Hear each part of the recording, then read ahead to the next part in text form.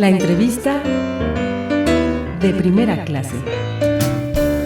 Estamos de regreso en primera clase por Radio Nahuac 1670 de AM y es hora de la entrevista de primera clase con nuestra super invitada especial, la sommelier Sandra Fernández. Ya vamos a empezar con la cátedra radiofónica, por lo que le recomendamos que ya haya servido su vino, que ya esté tranquilo para que vaya tomando nota. Ya no vaya a manejar, ¿verdad? Exacto. Y aquí la sommelier Sandra nos va a empezar a guiar con esta cata. Te cedo la palabra, Sandra. Gracias, bueno, pues qué divertido. Entonces, lo que vamos a hacer todos, y amigos que están en su casa o en casa con amigos y tienen estas botellas que hicieron favor de comprar para estar todos en línea y estar catando lo mismo, estamos sirviendo en la copa izquierda el vino francés y en la copa derecha el vino argentino.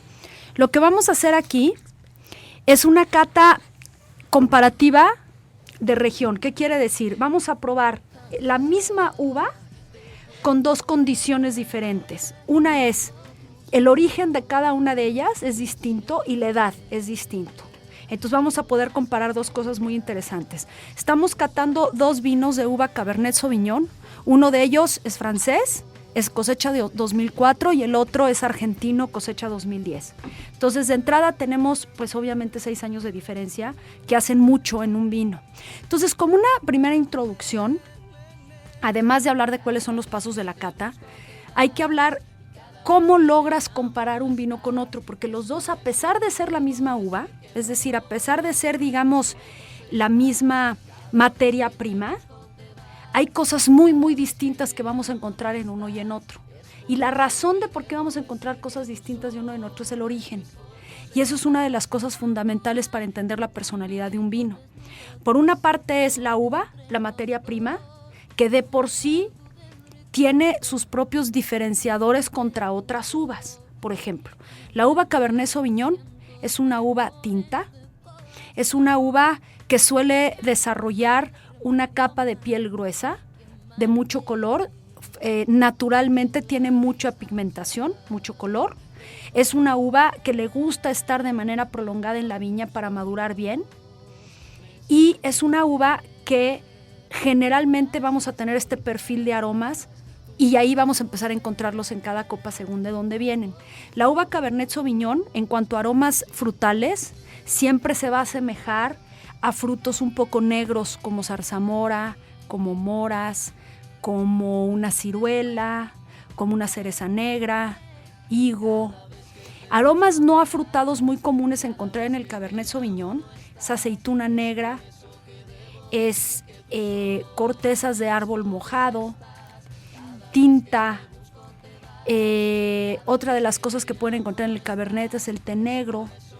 Y luego, cuando esta uva pasa por barrica, empieza a desarrollar un perfil de aromas que pueden recordar el café amargo, el café express amargo, pueden recordar la moca, pueden recordar el incienso, pueden recordar una madera quemada, la chimenea. Entonces, lo que estoy hablando aquí es las propiedades de la materia prima, número 1, el origen de la uva, número 2, y la enología, en este caso aplicado a la crianza, número 3. Entonces, una vez que tomamos en cuenta esos elementos, vamos a tratar de encontrarlos en las copas y vamos a ver qué tan diferente puede ser uno de otro. Algo muy interesante y que vamos a empezar a encontrar en estos vinos es sin duda, y para mí fundamental, cuando estamos haciendo una cata comparativa. Y lo fundamental es el clima. Y todo lo que conlleva el terroir y las especificaciones geográficas de un sitio dado. Por ejemplo, una de las cosas más importantes es cuando tenemos una uva en un clima fresco o frío, la cantidad de azúcar que va a desarrollar esa vid, como cualquier otro cultivo, como cualquier otra fruta, la cantidad de azúcar que va a generar un cultivo en una región fría no es mucha. La cantidad de azúcar que va a desarrollar la vid en una zona de calor es mucha, simplemente por un tema de temperatura. La afectación del sol y de la iluminación en un cultivo como la vid es la generación de azúcar. Y el vino es la conversión de azúcar en alcohol a través de las levaduras, liberando dióxido de carbono. Es una fórmula química y física. Entonces, si yo tengo azúcar y yo tengo levaduras, automáticamente voy a tener alcohol. Eso es una fermentación. Bueno, si yo tengo poca azúcar, porque estoy en una región fría, pues voy a tener un vino con poco alcohol. Si yo tengo mucha azúcar, porque estoy en una región caliente como Argentina, pues voy a generar más alcohol. Entonces, en Francia en términos generales es un país que tiene una temperatura promedio menor a Argentina. Las zonas vitivinícolas de donde estamos probando este vino tiene días solares en menor cantidad y en menor intensidad que Argentina. Y entonces es una uva que va a desarrollar menos azúcar que Argentina, por lo tanto vamos a encontrar un vino que tiene menos alcohol. Y esto es básico para poder entender la diferencia más grande que va a haber entre un vino y otro. Uno va a ser más intenso y el otro va a ser menos intenso, porque uno tiene más alcohol y otro tiene menos alcohol. Y ahorita que lo probemos se van a dar cuenta. Y otra de las cosas, y ya con esto empezamos a hacer la cata todos juntos, otra de las cosas importantes es la relación indirectamente proporcional que hay entre el alcohol y la acidez. Un vino, mientras más alcohol tiene, menos acidez perceptible tiene. Y viceversa, mientras menos alcohol tiene un vino, más acidez perceptible tiene. Y esa es la base para que ustedes puedan entender si un vino les gusta más que otro. ¿Cuál es la reacción que va a tener el paladar de cada uno de ustedes ante la acidez y el alcohol? Y luego entra otro elemento que es el tanino, por eso es muy difícil de explicar hasta que no se prueba. Entonces vamos a tomar todos la copa de la izquierda, que es la copa del Cabernet francés, que tenemos una cosecha 2004, que no es una cosecha joven. Este vino lo vamos a poner siempre a través de un fondo blanco. Esa es una de las grandes sugerencias. Si tienen una servilleta, una hoja de papel, siempre véanlo a través de un fondo blanco, porque es como con mayor claridad lo vamos a poder ver. Entonces, uno de los tips es pongan su mano abajo. Si ustedes pueden ver a través del vino claramente la división de sus dedos, automáticamente ya sabemos que va a ser un vino de intensidad media. Los vinos súper intensos no los deja ver nunca ninguna de las rayitas de separación de sus dedos. Este vino va a ser de una intensidad media, eso es lo que podemos percibir. Otra cosa bien interesante en cuanto al color, yo los invito a que vean las dos copas juntas, y las dos son la misma uva. No sé si se dan cuenta que la copa del Cabernet argentino, el color es más vivo, es más rosa y violáceo. Y el Cabernet francés es mucho más el típico color vino tinto. Es tinto, un color como a ciruela, ¿no? Ciruela pasa tal vez. Y aquí tenemos un color cereza. Aquí de entrada lo que estamos viendo es la edad. El vino francés tiene menor edad. O sea, es menor edad porque es un vino 2004, ¿me explico? Entonces, el vino argentino tiene 6 años más. Tiene mucho más color y tiene mucha más brillantez. Eso es uno de los primeros detectores que ustedes pueden ver al color de una copa. Cuando un vino tiene estos colores violáceos, a veces casi negros, muy oscuros, estamos hablando de un vino muy, muy joven y todavía muy vivo. Cuando ya empezamos a perder esa brillantez de rosas y violáceos, el vino empieza a adquirir edad, ¿correcto? Otra cosa interesante, muevan la copa y revisen ¿qué tanto color queda pegado en la copa número 1, en la del francés? Muy poco. ¿Cómo describirías el movimiento en la copa para quien nos escucha en radio? Porque no es el chacachaca no es que luego se hace. Sí, no es el de la lavadora, no. Tomen con su mano izquierda, tomen el pistilo de la copa. ¿Y cuál es el pistilo? Es el tallo de la copa. La parte larga, digamos. La parte larga de la copa, tómenla con una mano y con la otra mano derecha denle vuelto como si fueran a abrir una puerta. En la base. En la base. Ahora, ojo con la inclinación. No es totalmente horizontal porque tiramos el vino, pero denle vuelta como si estuvieran abriendo la perilla de una puerta. Y necesito que se den cuenta si el vino pinta la copa. La pinta pero poco, ¿se dan cuenta? Ahora vamos a tomar la otra copa exactamente igual. La detenemos con la mano izquierda y con la mano derecha, quien sea zurdo hágalo al revés, empiece a girarla por todo el cristal y vean que el color que deja es un poquito de mayor pigmentación. Esta uva fue una uva de un clima caliente. La uva de clima caliente genera muchísima más cantidad de pigmentación y muchísima más cantidad de color. Otra cosa que vamos a poder ver a la vista es la cantidad de alcohol que tiene un vino. Y ahí sí los invito a que muevan la copa como estamos acostumbrados a moverla para olerlo. Entonces hagan las 2 copas casi al mismo tiempo y observen qué es lo que sucede con el vino que se pega en la copa. Quiero que observen que en la copa número 1 las lágrimas o las piernas del vino bajan más rápido que en la copa número 2. Este efecto que hace el alcohol en la copa te indica la densidad o la viscosidad, es decir, la cantidad de alcohol que tiene un vino. En la copa número 1, si ustedes se fijan, ya prácticamente no hay lágrimas. Y si todos lo están haciendo en casa, se dan cuenta que en el momento en el que agitan la copa, se forma la gota, pero la gota corre muy rápido hacia abajo. Sin embargo, la copa del vino argentino todavía hay arcos formando. Esto automáticamente te habla del alcohol. Las piernas y las lágrimas del vino es alcohol y lo puedes ver a través del cristal. Un vino con un alto grado de alcohol te va a generar una pierna muy lenta y muy gorda la gota en bajar. Sin embargo, un vino con menor cantidad de alcohol te va a formar una pierna mucho más delgada y mucho más rápida en bajar. Entonces, a la vista ya sabemos que el vino francés es más viejo porque tiene un color menos vivo y que va a tener menos alcohol porque la gota que forma baja más rápido y es más delgada. Entonces, automáticamente la teoría nos dice automáticamente que este vino es muy posible que sea de una región fría. Es todo lo que ahorita podríamos saber, sin oler y sin probar, pero ya tenemos unos indicios bastante buenos de hacia dónde nos estamos dirigiendo. ¿Qué quiero decir bajo alcohol? De 12 a 13 grados. ¿Qué quiero decir alto alcohol? 14, 15 grados. Y ahorita vamos a ver la botella y vamos a descubrir los grados de alcohol que tiene cada uno. Bueno, el siguiente paso es vamos a oler. Primero es muy importante que la copa se lleve sin mover a la nariz y se huela sin mover, porque hay muchos aromas que molecularmente son muy ligeros y entonces si ustedes agitan la copa los van a liberar. Los aromas florales, por ejemplo, muchos de ellos, algunos son muy ligeros, molecularmente ligeros. Y si ustedes agitan la copa, la vamos a perder. Entonces, agarremos la copa izquierda y sin mover, llevémoslo a la nariz y vamos a oler. Ahora, tomemos la copa derecha y vamos a hacer lo mismo. La vamos a llevar a la nariz y la vamos a oler sin mover. ¿Perciben qué diferencia de aromas hay entre una y otra? Sí. ¿Quién se anima a decir algo?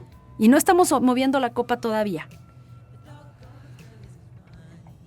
La primera copa tiene un perfume de flores.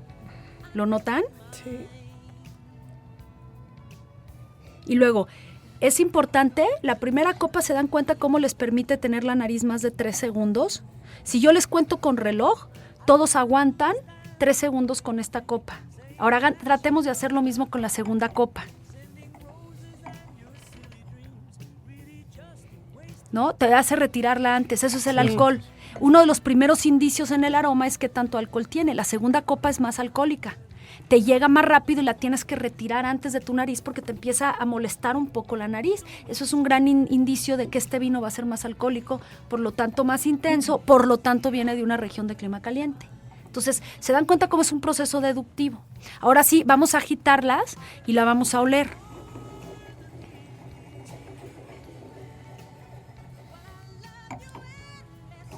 En la primera tiene unos aromas. A ver, cuéntame, Francisco. Francisco, por cierto, es un gran catador. No, es que hay una cosa que me sorprende Sí, en la primera, sí. que es como si estuviera ante un queso, Sí. Ajá, ¿no? sí. Sí. O sea, yo no sé, al principio, desde que lo servimos, dije, esto yo lo he Queso. percibido antes, pero es como si estuviera ante un queso francés, un queso fuerte. Sí, Probablemente sea el tema floral. fermentación. Queso. Es fermentación. Ya movido, notas a levadura y notas a fermentación. Esos son aromas muy típicos de Viejo Mundo. Este vino es francés. Un poco azufre puede Levaduras, puede ser sulfito, claro. Sí. El sulfito, que no llega al azufre, porque si no estaríamos oliendo literalmente huevo podrido. Pero el paso antes del azufre, que es el sulfito es un componente prácticamente obligatorio en la mayoría de los vinos que no son orgánicos. Y esto que estás oliendo es eso. Y llega a picar la nariz, llega a sentirse en grandes cantidades, es un defecto, Queso. sin duda, porque huele un poco a podrido. Sí. Bueno, aquí estaban preguntando que qué se puede hacer para ejercitar la nariz. Es practicar. Oler todos los días algo y crear un vocabulario y una memoria olfativa, esa es la mejor de las sugerencias que les puedo dar. Estamos acostumbrados a respirar, pero no a oler, que es muy distinto. Yo interrumpo, Sandra, porque hay un desarrollo quizás un poco esnovista en torno al vino, ya una exageración de estos aromas. Huele como a flores cortadas por la tarde, pero eran como entre 4:30 y 5, ¿no? Y pasaron 2 abejitas y dejaron un toquecito de miel. Y yo creo que una de las cosas más extraordinarias que he escuchado es cuando tú describes más en términos de los recuerdos, de los aromas, un poco eso que decías, bueno, esto huele como huele el cajón de donde guarda las llaves mi abuelita en su casa, ¿no? Este aroma, un poco lo que pasó con el primero, me huele como a queso. Sí. No es que huele a queso, sino huele a alguna sustancia que está asociada al queso. Exactamente. Que entonces es lo que necesitamos ejercitar y traducir en un lenguaje de lo que realmente hacemos y no lo que nos queremos como dar esta posición de que sabemos mucho de vino, claro, porque huele a pimiento verde. Totalmente. Yo creo que la poesía literaria en torno al vino pues es necesaria o es a veces un gran recurso porque lo puedes hacer muy poético, pero la didáctica es un método científico. La cata es un método científico como cualquier otra cosa comprobable. Lo que pasa es que tienes que tener 2 cosas, la metodología y el conocimiento teórico para aplicar la metodología. Y los recuerdos que sin duda sucede. Yo hoy en la tarde comí con un vino que huele a mueblería. Tú entras a una mueblería y huele a mueble nuevo, a eso huele y a serrín, a eso olía. Literalmente, y tu recuerdo, porque la nariz trabaja así. La nariz está asociada en tu cabeza con la parte sensorial, con la parte del recuerdo y la experiencia. La descripción de un vino, la boca, el gusto, el sentido del gusto está asociada con tu parte semántica. Tú vas a probar algo y es prácticamente una reacción automática de tu cerebro el que te dice si es salado, dulce, amargo o ácido. Es un proceso cognitivo el cual es parte de ti y tu reacción es inmediata ante él, porque tu cerebro y tu sentido del gusto está orientado en tu cerebro así. Tu sentido del olfato en el cerebro está colocado en la parte sensorial, no semántica. Por eso es tan difícil oler algo y decir me huele a esto. Tiene que ser un aroma muy familiar para ti, para que automáticamente lo puedas decir. Por ejemplo, el aroma del café es uno de los aromas que universalmente es el más conocido y automático. El aroma del chocolate, ¿qué quiere decir? Que tu cabeza ya no necesita pasar por el recuerdo para llegar a la parte semántica, que es la parte... Está como conectada ya, ¿no? Exactamente. Hay aromas muy, muy típicos en la gente. Ahora, si tú nunca en la vida has olido Jamaica, no hay manera que sepas qué es la Jamaica. Esa es la parte maravillosa del sentido del olfato, que si tú lo desarrollas y te atreves a enfrentarte ante aromas y sabores de otras culturas y de otras situaciones, vas a empezar a ampliarlo, porque yo te puedo describir lo que huele una Jamaica, pero si tú no lo has olido nunca, tú no vas a detectarlo el día que lo huelas. Eso es lo maravilloso que tiene el olfato. Entonces, por eso hay que hacer una memoria hacia lo que a ti te afecta el aroma, porque todos los aromas nos afectan psicológicamente en algo. Lo que hay que hacer en la cata es pasar de la parte psicológica a la parte real. ¿Por qué está oliendo yo una mueblería? Porque ese vino está hecho de barricas de roble francés absolutamente nueva y absolutamente bien lijada, con un tostado muy, muy, muy, muy tenue. Entonces lo que estás percibiendo ahí, el aroma, es mucho más de la madera que del tostado. Eso es lo que yo estaba oliendo. Ahora, mi cerebro lo que hizo es como si yo estuviera en una mueblería. O si yo estuviera en un lugar donde están cortando aserrín. Eso es lo que pasa con la cabeza. ¿Te parece si pasamos a...? Claro. Entonces, vamos a oler el vino número 2. Lo íbamos a agitar. Y a diferencia del vino número 1, que huele a fermentación, el vino número 1 tiene muchos aromas a fermentación, a flores, y tiene aromas muy tenues a fruta.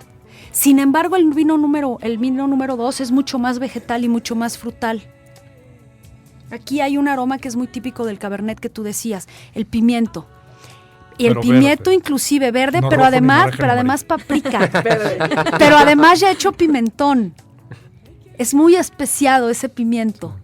Y además de esa nota de pimiento tienes una nota muy presente de ciruela y de casis. mucha fruta. Sí, a mí de principio me pareció primero frutal y después el pimiento. Y luego si lo seguimos oliendo, te das cuenta que este es un vino un poquito más alcohólico. Una regla también para oler. Atrévanse a oler en repetidas secuencias. Se puede hacer una aspiración muy larga o pueden hacerla en diferentes momentos. Como perritos. Así, porque las señales llegan más rápido. Entonces, si ustedes huelen, aquí hay mora, hay zarzamora, hay un poquito de algo confitado, un poquito de mermelada combinado con ese pimiento y esa nota vegetal, ¿no? Bueno, ahora hay que probar. Yo les sugiero que hagan un trago todos, un buche con el vino y lo traguen y no ejercer ningún juicio de opinión para preparar la boca.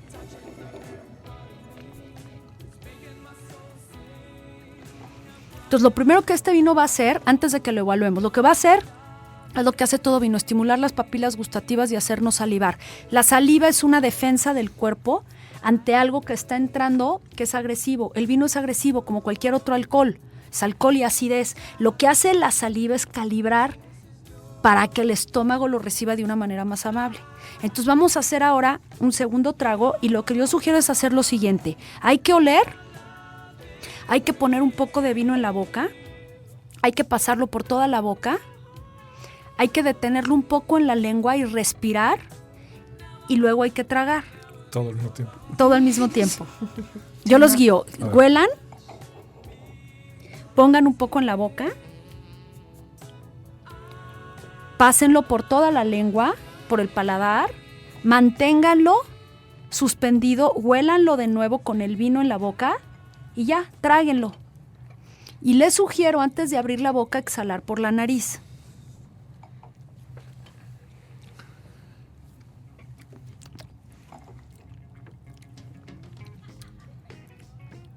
¿Ok?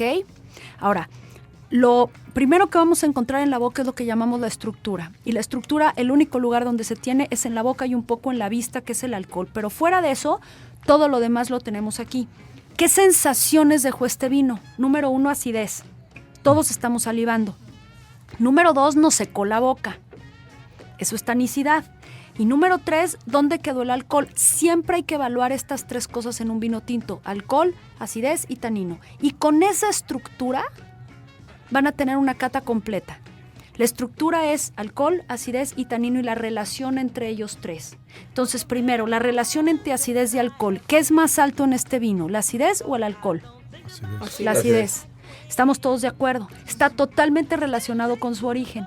Es un vino francés de una región mucho más fría que este vino argentino que viene de Mendoza, por lo tanto hay más acidez que alcohol. ¿Por qué? Porque esa fruta no logró desarrollar tanta azúcar para convertir tanto alcohol, ¿de acuerdo? Entonces podemos hablar que este vino es con una alta acidez, con un alcohol medio bajo y el tanino, es decir, la astringencia que deja el vino es la tercera sensación. Una es alcohol, otra es acidez y otra es astringencia. La astringencia la da una molécula natural que está en diferentes cosas en la naturaleza, como en las nueces, en el té y en grandes cantidades en la uva, en la piel de la uva y en la barrica también. La madera tiene mucho tanino. Ese tanino es una molécula que lo que hace en la boca es generar una molécula más grande y pegarse a nuestro paladar y a nuestros labios y genera astringencia. Es muy normal que un vino tinto tenga astringencia. El chiste aquí es medir si la astringencia es baja, media o alta. Y lo más importante de todo es que ustedes definan si les gusta la sensación o no les gusta la sensación.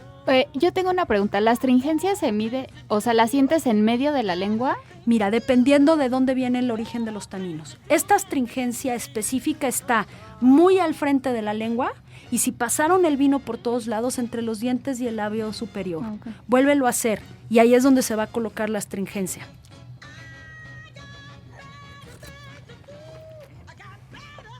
Vuelvan a pasar el vino por toda la boca. No olvides pasarlo enfrente de los dientes y los labios. Trágalo y automáticamente empiezas a tener una sensación seca. Cada vez más seca. El tanino es acumulativo. Ahora, ¿dónde está la tanicidad? ¿Dónde sientes seca y astringente la lengua? Aquí en la parte de arriba de los dientes. Y enfrente de la lengua. No atrás. No. Aquí no hay taninos. se siente ¿Te das cuenta cómo es tan notoriamente al frente la tanicidad? La astringencia está al frente. ¿Qué quiere decir? Se le dice en el argot del vino, está en el ataque. Es decir, en la primera sensación de vino hacia tu boca, ahí está la astringencia. Esa astringencia seca es totalmente astringencia de la uva. Cuando el tanino lo empiezas a sentir hacia atrás, ahí ya estás teniendo taninos de madera también. Y seguramente los vas a sentir en el segundo vino. Entonces, si evaluáramos este primer vino, fíjense la descripción que podemos hacer. Primero lo vimos y encontramos un vino que tenía en color una posibilidad de avance y de evolución, porque ya no era tan brillante, ni tan rosa, ni tan violáceo. Encontramos una viscosidad media-baja, en donde las lágrimas bajaban rápido. En la nariz encontramos aromas de levadura y de fermentación, que son aromas secundarios muy normales en Viejo Mundo. Y encontramos algunas notas de hierba húmeda y algunas notas como de frutos, pero los frutos no están necesariamente prominentes. Y en la boca es un vino con alta acidez, alcohol medio-bajo y tanicidad bastante media. Esa es una descripción absolutamente técnica y real del vino. ¿Se dan cuenta cómo es totalmente objetivo? Ahora, ¿qué pasa, digamos, en términos de nos gusta o no nos gusta? Es que hay que probar el segundo, porque cuando prueben el segundo y ustedes me digan cuál les gusta más, yo les voy a poder decir por qué te gusta más. ¿Okay? Entonces hagamos el ejercicio de boca del segundo vino. Okay. Muévanlo tantito, huélanlo. Y el mismo ejercicio, lo ponen en la boca y ese pimiento es como un pimiento, como un puré de pimiento con ciruela. Sí. ¿No? Pónganlo en la boca, pásenlo por toda la boca.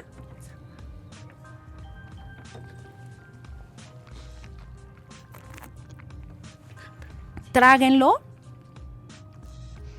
Y nuevamente midamos acidez, alcohol, tanino. ¿Qué pasa con la acidez, la relación de acidez-alcohol? ¿Qué es más, alcohólico o ácido? Alcohólico. ¿Se dan cuenta? La acidez es menor y la tanicidad mayor. ¿Se dan cuenta que el tanino ahora sí está al frente? Y un poco atrás también. Y atrás también. Yo tengo una pregunta. Cuando vas a catar un vino, ¿qué tan importante es inhalar aire al momento que lo estás probando? Es importante, pero tienes que tener experiencia para que no se te vaya el vino atrás y tosas. Porque lo que haces es bueno porque es rápido. Si tú incorporas aire, lo que estás incorporando es oxígeno. Ese oxígeno lo que hace es que levanta las moléculas para que las huelas. Tú puedes oler algo si lo tienes en la boca. Entonces lo que haces es el calor de tu boca de 36 grados centígrados con el alcohol y el oxígeno te ayuda a empujarlo para que huelas más rápido. Okay. Entonces sí, es recomendable, nada más que hay que practicar. Okay. Entonces, ¿se dan cuenta de la diferencia de estructura de un vino con otro? Este vino es más alcohólico, menos ácido y más tánico. Este vino segundo tiene 14% por volumen de alcohol y el anterior tiene 13. 1 grado y se nota. Ahora, aquí la decisión es precisamente ¿qué te gusta más? La tanicidad, la acidez, el alcohol, las notas fermentativas, las notas más afrutadas, el ataque del vino, y entonces puedes empezar a perfilar tus decisiones de compra. Una pregunta ya que estamos en esto. ¿Y como para maridar con comida, como con qué nos gusta este vino? El segundo vino, la tanicidad, que es esto que sentimos, la astringencia, siempre se va a mitigar con grasa. Si tú a este vino le pones un corte que tenga grasa, le pones algo que tenga aceite, que tenga mantequilla o que tenga grasa natural, es el mejor amigo del tanino, porque el tanino automáticamente, esta sensación seca y astringente, se va a eliminar. Por el contrario, si tú le pones algo tánico a este vino, te la va a acentuar. Por ejemplo, si tú le pones a este vino verduras verdes, alguna ensalada con nueces, automáticamente esta sensación de tanicidad se te va a ir hacia arriba. Si eres amante del tanino, te va a encantar. Si no, la mejor manera de maridar un vino que tiene tanicidad y que tiene alto alcohol es ponerle grasa, porque la grasa envuelve las moléculas de alcohol y envuelve las moléculas de tanino y las va a minimizar siempre. En el primero, en donde el alcohol no es un problema, el tema es acidez, hay una regla que es acidez con acidez van perfectamente bien. Al primer vino ponle una pasta con salsa de tomate y va a ser perfecto, porque la acidez del tomate va a ir ideal con esta acidez. Al segundo ponle un trozo de carne con grasa. ¿Sería razonable incorporar a la descripción del primero, decir que es un vino que se siente un poquito como cansado? Claro, Sí. muy cansado. ¿Te das cuenta que es un 2006?